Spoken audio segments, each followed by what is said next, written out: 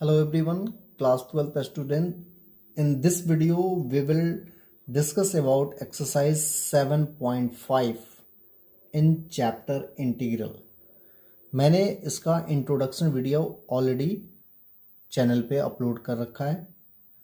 Exercise शुरू करने के पहले बेटर होगा कि आप इसका इंट्रोडक्शन वीडियो एक बार देख लें।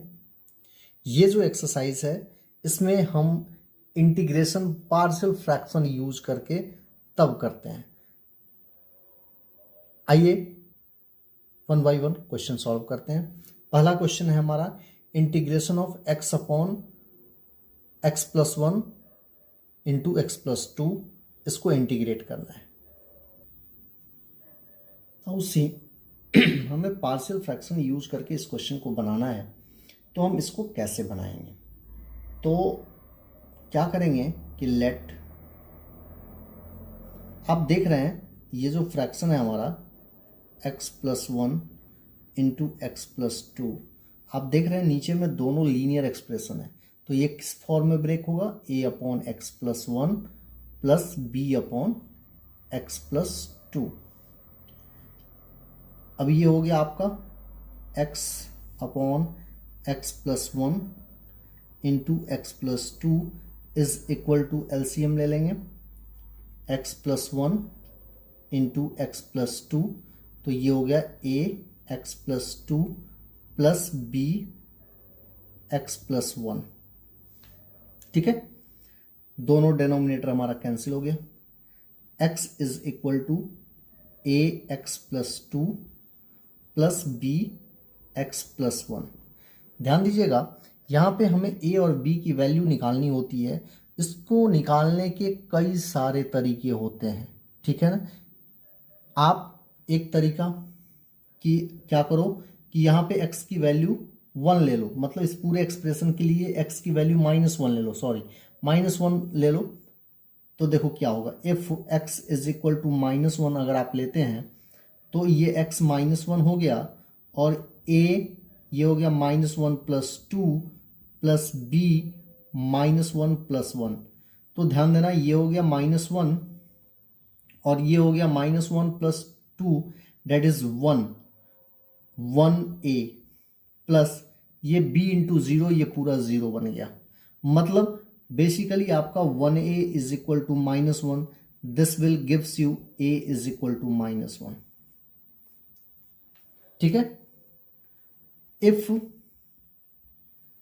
अगर आप x की वैल्यू यहां -2 ले लेते हो, x इज इक्वल टू -2, तब देखेंगे क्या होगा। तब ये हो जाएगा -2 is equal to a -2 plus two plus b -2 plus one. तो ये हो गया आपका -2, ये पूरा जीरो बन गया, प्लस ये हो जाएगा आपका -1b, राइट। मतलब -1b is equal to 2, this will give b is equal to -2। a की वैल्यू आपकी -1 आ गई और b की वैल्यू आपकी -2 आ गई। अच्छा, मैं एक चीज और आपको बता देता हूं, b की वैल्यू आपकी +2 आएगी, ठीक है ना। अब इसको मैंने अभी बताया कि आप इसको कई तरीकों से निकाल सकते हो। देखो कैसे कैसे निकाल सकते हो, मैं सारे जो भी टेक्निक्स मुझे लगते हैं मैं आपको बता देता हूं, पर आप अप्लाई कोई एक करोगे जो आपको इजी लगेगा। यहाँ देखो, मैं यहाँ से इसको लेता हूँ, इसी एक्सप्रेशन को लेता हूँ, मैं बाद में मिटा दूंगा। x is equal to a x plus two plus b x plus one. क्या करो, इसको ओपन कर दो। तो x is equal to a x plus 2a plus b x plus b, ये हो गया x इज इक्वल टू, या देखो यहाँ x वाला टर्म है, यहाँ x वाला टर्म है, तो x कॉमन ले लो तो a plus b into x हो जाएगा। अब प्लस बच क्या गया 2a प्लस बी, ये कांस्टेंट टर्म। अब देखो यहाँ x का कोफिशिएंट a प्लस बी है, यहाँ x का कोफिशिएंट क्या है 1 है, मतलब क्लियर सी बात है कि a प्लस बी आपका 1 हो जाएगा। यहाँ देखो यहाँ 2a प्लस बी है, बट इधर कोई कांस्टेंट नहीं है, ये कांस्टेंट कंसीडर होगा क्योंकि इसके साथ तो कोई वेरिएबल x है नहीं, ठीक है ना। तो इधर भी आप देख लो, आप इसको x प्लस जीरो भी लिख सकते थे, तो ये जो हो जाएगा इज इक्वल टू 0 हो जाएगा। अब यहाँ से हम साइमल्टेनियस लीनियर इक्वेशन सॉल्व कर लेंगे। एक इक्वेशन ये हो गई, एक इक्वेशन ये हो गई, सॉल्व करोगे तो यहाँ भी आपकी वैल्यू इतनी ही आएगी, b इज इक्वल टू 2। तो आप या तो ये अप्लाई करो या फिर ये पार्ट अप्लाई करो, दोनों में से कोई भी पार्ट अप्लाई करेंगे आपका आंसर एग्जैक्टली सेम आएगा। ठीक है, अब हम क्या करते हैं, हम आगे बढ़ते हैं। मैं इस चीज को इरेज कर देता हूं। तो ए और बी की वैल्यू हमारी मिल गई। अब हम देखेंगे, अब हमारा question, now I is equal to integration of x upon x plus 1 x plus 2 dx, जो हमारा क्वेश्चन था, इसको हम इससे रिप्लेस कर देंगे। देख लो ये वाला पार्ट जो है इससे रिप्लेस हो जाएगा। तो मैं अभी फिलहाल आपको समझाने के लिए सब कुछ लिख देता हूं, x plus 1 plus b x plus 2 dx। अब मैं आ जाता हूं यहां। अब देखिए अब क्या होगा, अब हमारा i is equal to,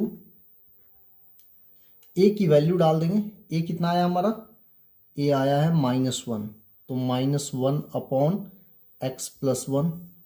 b की वैल्यू कितनी आई है, 2 plus 2 upon x plus 2 dx। अब देखिए हमारा जो पार्शियल, हमारा जो रैशनल फंक्शन था, ये जो प्रॉपर फ्रैक्शन था, ये हमारा दो सिंपल फ्रैक्शन में चेंज हो गया, जिसका इंटीग्रेशन करना हमारे लिए बहुत ही आसान काम है। आइए इसको इंटीग्रेट करते हैं, इस क्वेश्चन को। तो मैं इसको ब्रेक कर देता हूं, -1 को बाहर कर दिया, integration of 1 upon x plus 1 dx, plus यहाँ 2 को मैंने अलग कर दिया, 1 अपॉन एक्स प्लस 2 dx। ये हो गया -1, इसका इंटीग्रेशन आपको पता है log x प्लस 1 होगा, प्लस 2 इसका इंटीग्रेशन log x प्लस 2 होगा, प्लस c। हमारा इंटीग्रेशन इसका हो गया। बट ये आंसर हमारा एनसीईआरटी के आंसर से मैच नहीं कर रहा है, तो आइए हम इसको एनसीईआरटी के आंसर के इक्वल लेके चलते हैं। आप आंसर यहाँ पे भी छोड़ेंगे, आपको पूरे मार्क्स मिलेंगे। आइए देखते हैं एनसीईआरटी में इसने आगे इसको कैसे, तो क्या इसको हम लिख सकते हैं, इसको मैं पहले लेके आता हूँ, 2 log x plus 2 minus log x plus 1 plus c, ऐसा लिख सकता हूँ मैं। ठीक है, ध्यान देंगे। क्या मैं इसको ऐसा लिख सकता हूं, log, इसको मैं लिख सकता हूं x प्लस 2 का square minus log x plus 1 plus c, ऐसा लिख सकता हूं। क्यों लिख सकता हूं ऐसा, ये भी मैं आपको बता देता हूं। आपने एक आइडेंटिटी पढ़ी होगी लॉगरिथम में कि log m का पावर n जो होता है वो n log m होता है। ध्यान से देखिए, मैंने यही आइडेंटिटी यूज की है। ये n है, ये log m है, दैट इज log m का पावर n मैंने लिख दिया। अब ध्यान दीजिए, ये log m, अब ये log एक है और एक ये log है, बीच में माइनस है, तो क्या हम ऐसा कर सकते हैं, x प्लस 2 का square upon x plus 1 plus c, जो कि हमारा एनसीईआरटी का आंसर है, राइट। आप इसको मॉड्यूलस में लिखो, ब्रैकेट में लिखो, कोई फर्क नहीं पड़ता है, ठीक है ना। यहां हमने क्या किया, तो यहां हमने ये कंसेप्ट लगाया कि log m minus log n जो होता है वो log m अपॉन n होता है। यहां हमने ये फॉर्मूला लगाया, right. This is your answer according to the NCERT, ठीक है। तो मैं फिर से एक बार चीजों को क्लियर कर देता हूं कि पार्शियल फ्रैक्शन में हम फ्रैक्शन को इसलिए ब्रेक करते हैं क्योंकि हमारा जो फ्रैक्शन है वो दो सिंपल फ्रैक्शन में डिकम्पोज हो जाता है, ब्रेक हो जाता है, ताकि हमें इंटीग्रेशन करने में सुविधा होती है। आप देख सकते हैं कि ये फ्रैक्शन जो है ना 2 इजी फ्रैक्शन में चेंज हो गया, जिसका इंटीग्रेशन आपने ओरली कर लिया, ठीक है ना। तो इसलिए हम इसको चेंज करते हैं और यही प्रोसीजर अप्लाई करते हैं। यहाँ जो ए बी सी डी जो भी आपको कांस्टेंट मिलेंगे जो कि रियल नंबर होते हैं, उनको निकालने का तरीका डिफरेंट डिफरेंट हो सकता है। जब आप 3 4 5 क्वेश्चन बनाएंगे तो आपको पता चल जाएगा कि कहाँ पे कौन सा टेक्निक लगाएंगे तो ए बी और सी की वैल्यू जल्दी निकल जाएगी। ठीक है, क्योंकि हमें एग्जाम में टाइम भी सेव करना होता है। तो ये हमारा इस क्वेश्चन का सॉल्यूशन हो गया। Pause the video and note the solution. Now see question number 2। Question number 2 में i is equal to integration करना 1/x² - 9 का। मतलब ये क्वेश्चन हमारा कुछ ऐसा है, 1/ इसको हम लिख सकते हैं x + 3 x - 3 dx। ठीक है, क्या करते हैं, लेट 1/x + 3 इंटू x - 3। ध्यान दीजिएगा दोनों लीनियर प्रोडक्ट हैं, लीनियर इक्वेशन के प्रोडक्ट हैं। तो एक हो जाएगा a के नीचे आ जाएगा a/x + 3, दूसरा b/x - 3। ध्यान रखिएगा हम क्वेश्चन पार्शियल फ्रैक्शन की मेथड से बना रहे हैं। ठीक है, अब आते हैं, ये क्वेश्चन हमारा दूसरे मेथड से भी बन सकता है जो पीछे हम पढ़े हुए हैं, ये ध्यान रखिएगा। 1/x² - a² का फॉर्म बन सकता है। ऐसा नहीं है कि एक ही मेथड से क्वेश्चन बनेगा, बट हम इस क्वेश्चन को यहाँ पार्शियल फ्रैक्शन के मेथड से बना रहे हैं। नाउ सी, इसको मैं सॉल्व करके ए और बी की वैल्यू निकालता हूँ। तो ये हो गया x + 3 x - 3 is equal to x + 3 into x - 3 is LCM। तो a into x - 3 plus b into x + 3, denominator cancel हो जाएगा। तो क्या बचेगा हमारे पास, 1 is equal to a into x - 3 plus b into x + 3। Now see, अब हमें a और b फाइंड आउट करना है।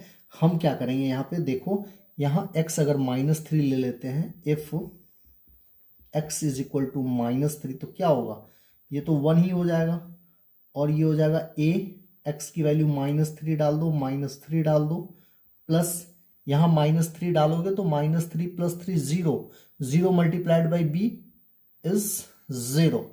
ध्यान दीजिएगा, अब ये हो गया 1 is equal to -3 - 6 a, you will get a is equal to -1/6। हमें a की वैल्यू मिल गई।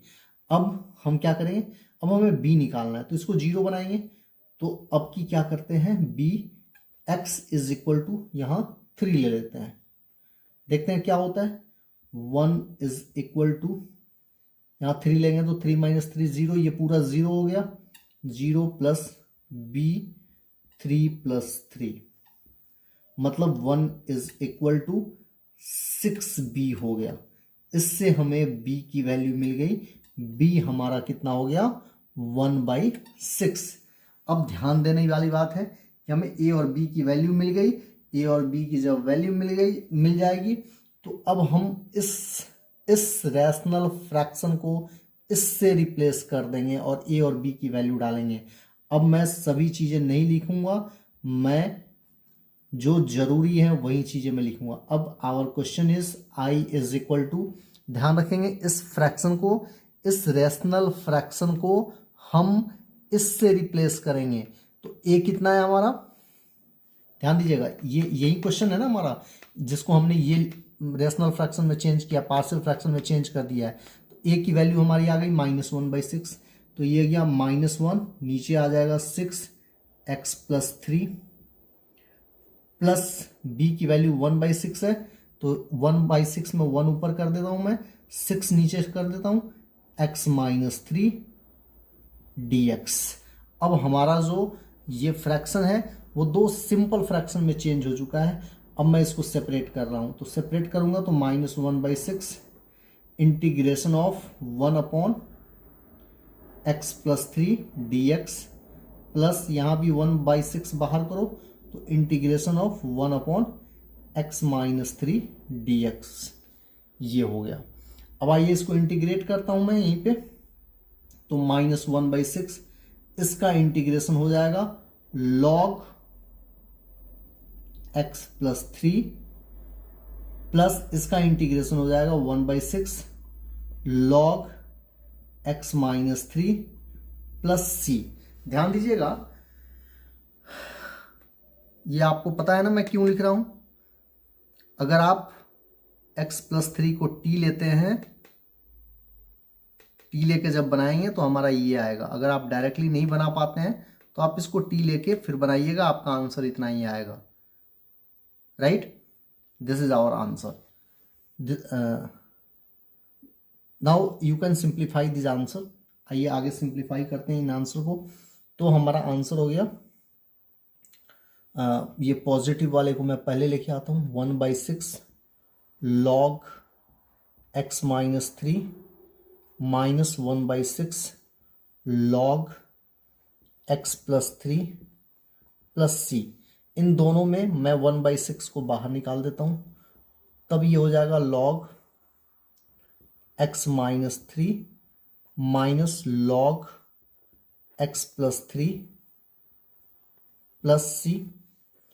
Now 1/6 log m minus log n को मैं लिख सकता हूं log m अपॉन n। तो मैं ऐसा कुछ आंसर लिख दिया प्लस c। ध्यान दीजिएगा, यहां जो मैंने आइडेंटिटी यूज की है वो ये वाली आइडेंटिटी यूज की है कि log m minus log n हो तो हम इसको log m अपॉन n लिख सकते हैं। ऐसा आपको प्रीवियस क्लास में भी पढ़ाया गया होगा या फिर डिफरेंशिएशन चैप्टर में, जहाँ लॉगरिथमिक फंक्शन का आप वो करते हैं, डिफरेंशिएशन करते हैं, वहाँ बताया गया होगा। तो दिस इज योर आंसर। मैं एक चीज़ और इस क्वेश्चन में आपको क्लेरिफाई कर देता हूँ यहाँ इस क्वेश्चन के लिए कि मैंने क्या किया था।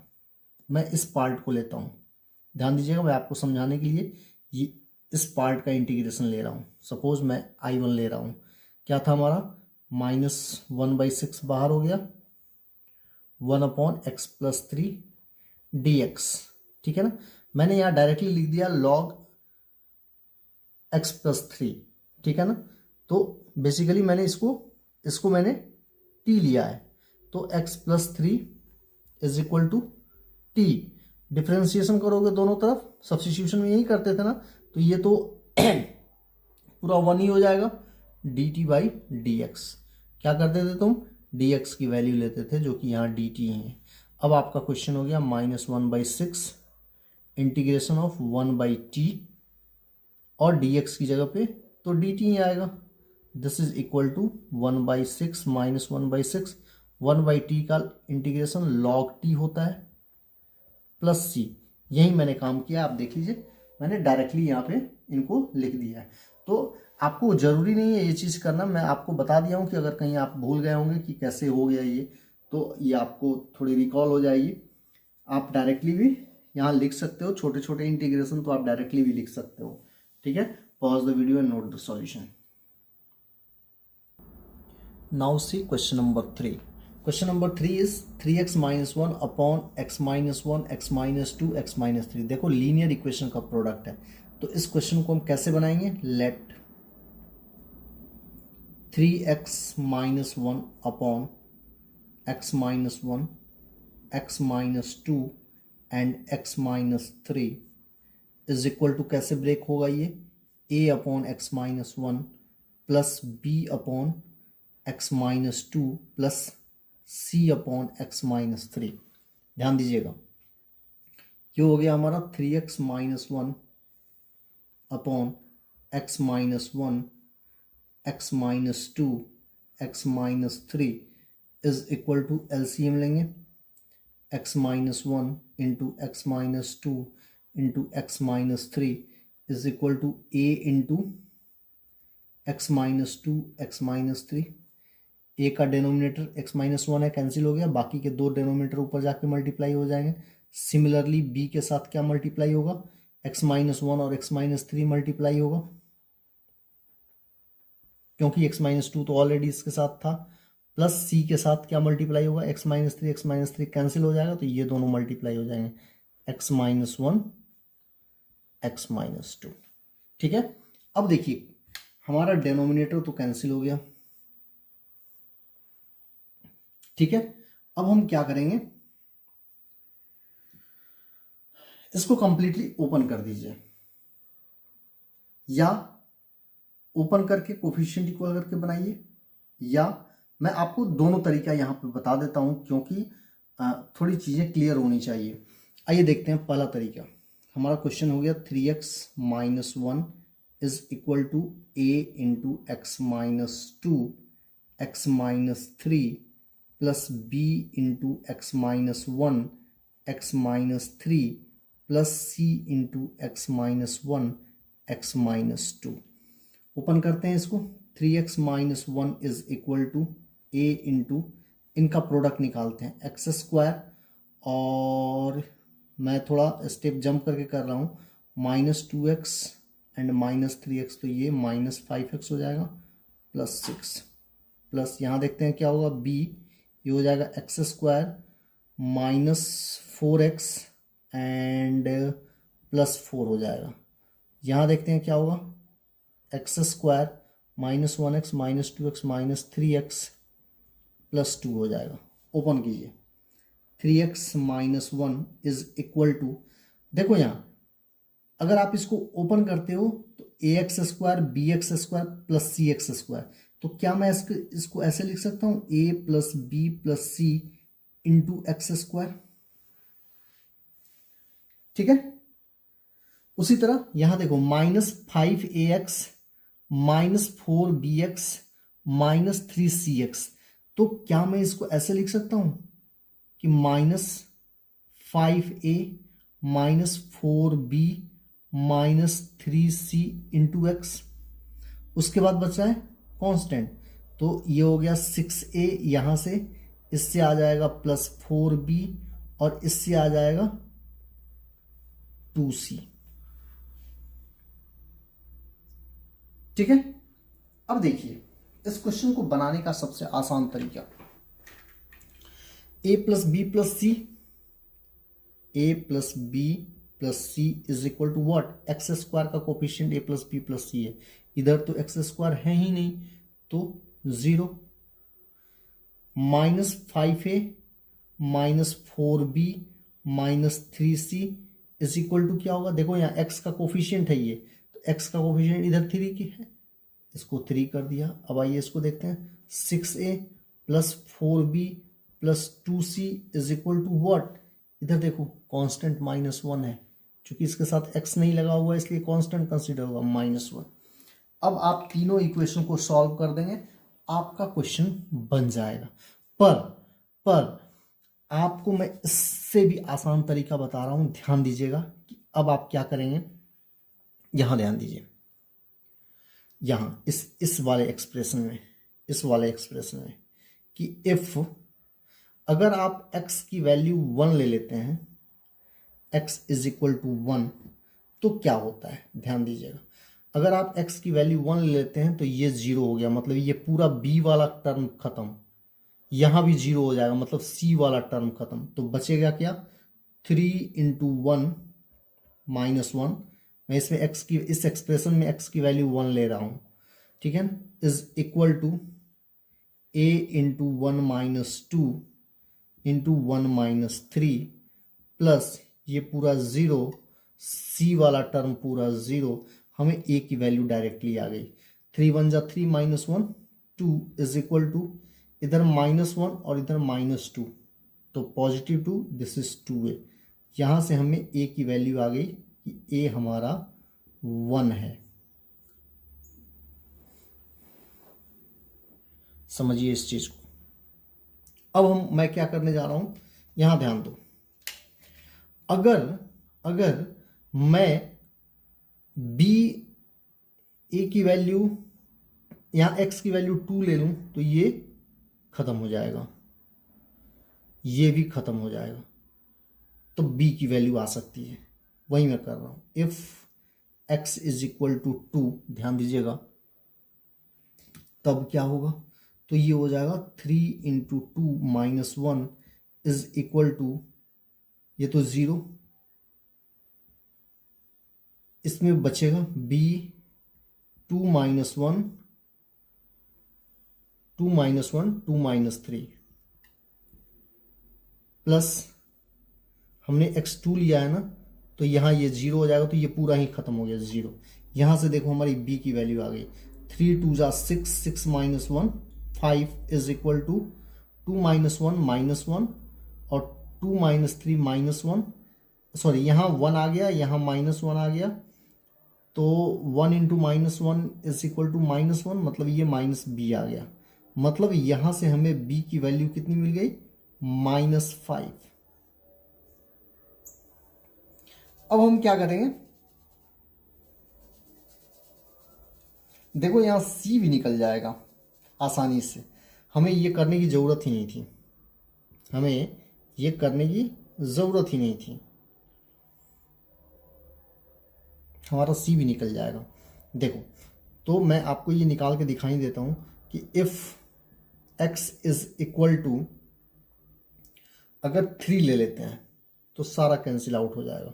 तो देखो ये हो जाएगा, ध्यान देना, 3 into 3 minus 1 is equal to, यहाँ 3 माइनस 3 0 हो जाएगा, a वाला टर्म पूरा 0, b वाला टर्म पूरा 0, क्योंकि 3 माइनस, c वाला टर्म क्या होगा, c 3 माइनस 1 3 माइनस 2, तो ये हो गया 3 3 जा 9, 9 माइनस 1 8 इज इक्वल टू, ये 0 0, ये हो गया 2 और ये हो गया 1, 2 1 जा 2 2c, देयरफॉर c की वैल्यू 4 आ गई।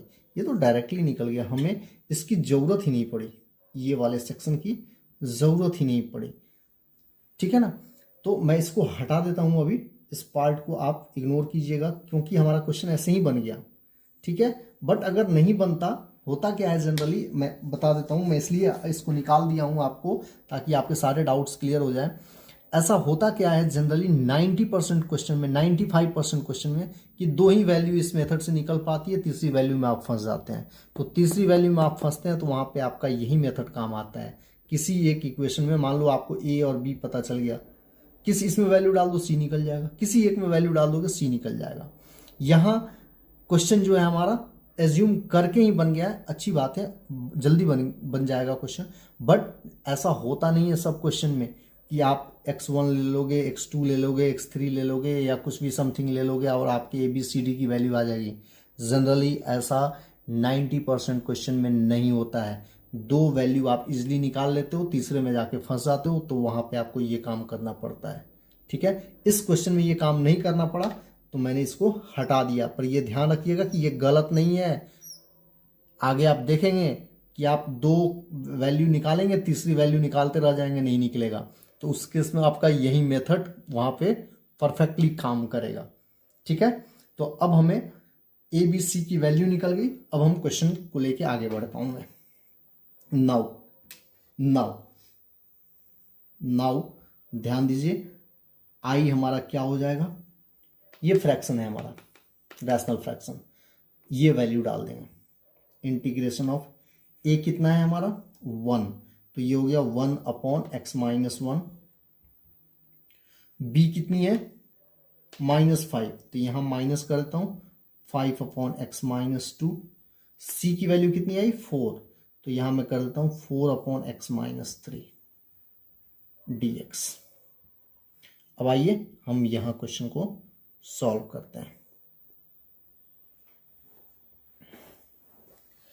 इसका इंटीग्रेशन पहले सेपरेट कर देता हूं, तो I इज इक्वल टू